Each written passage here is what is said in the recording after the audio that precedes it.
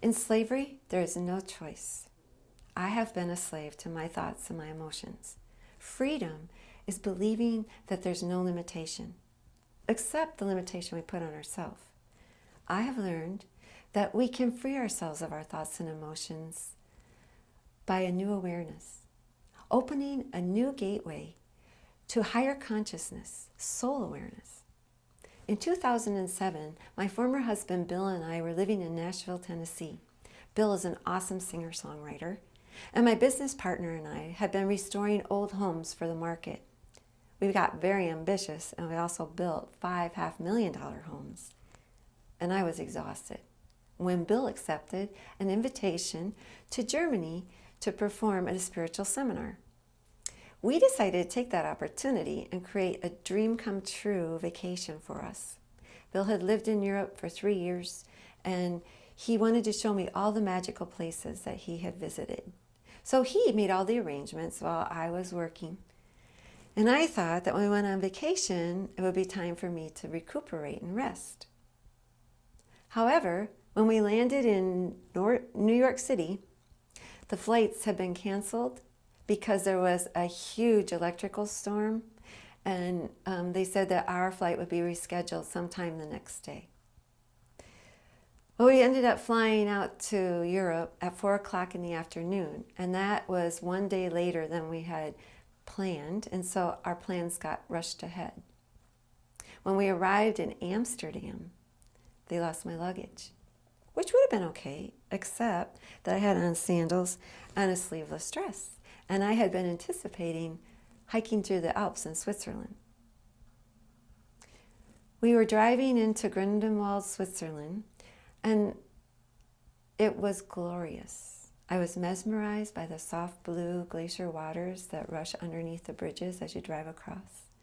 There was a picturesque, colorful passenger train on the mountainside. The Swiss homes were lovely, and they warmed my heart. We found a bed and breakfast that was family owned, and it was really a beautiful rustic chalet, a Swiss chalet. And when we went up to our room, there were these window boxes full of red geraniums, and past that was a majestic view of the glacier. So we went down to dinner, and they had served us this wonderful 5-course meal that they had hand-cooked, and we were having great conversation with all the other people in the restaurant. And then we went up to our room, to this luxurious bed with a white downy comforter. I was so excited about going to sleep. I was so tired. And Bill said to me, "I'm setting the alarm for 6 o'clock in the morning." And I said, "No, I want to sleep until I wake up. I want to be rested. I don't want to get up at 6 o'clock in the morning." And he said, "Well, we have to, because you still don't have your luggage, and we have to go shopping for hiking boots and a jacket. We'll have breakfast. The gondola goes up to the top of the mountain at 9 o'clock in the morning, and then we're going to walk over to the glacier's edge, and then get back down and get in the car and go to Germany for my sound tech at 3 o'clock. Your sound tech at 3 o'clock. Inside I was shouting, "I want to rest. I don't want to rush to Switzerland. This is my dream come true. I need to sleep." But everything was turned upside down, and my emotions and my thoughts were cascading into a spiral of sadness. And I put my head on the pillow and I started crying. I was going to cry myself to sleep. And I said, "Don't cry. You've just had the most beautiful day of your life. Stop crying. Go to sleep." Have you ever tried to command yourself to go to sleep?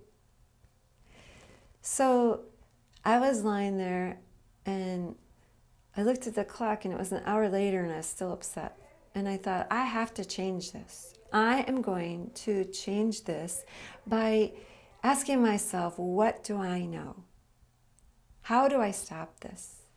And I got a picture of Paul Twitchell in my mind, who's a spiritual master that taught me a miracle is a changed consciousness. And so I decided I would laugh myself to sleep. I could think of nothing to laugh about, But I thought, I'm just going to laugh myself to sleep. And I started laughing.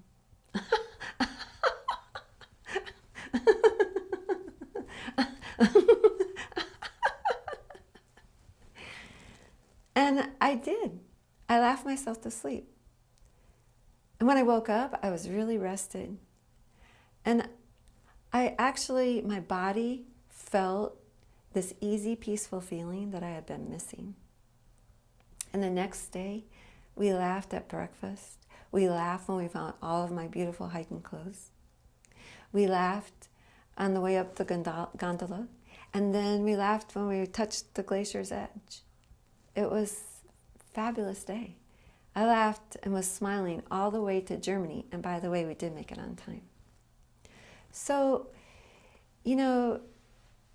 it's possible that you could also use this new awareness and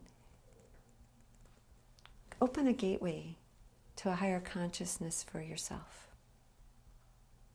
Thank you.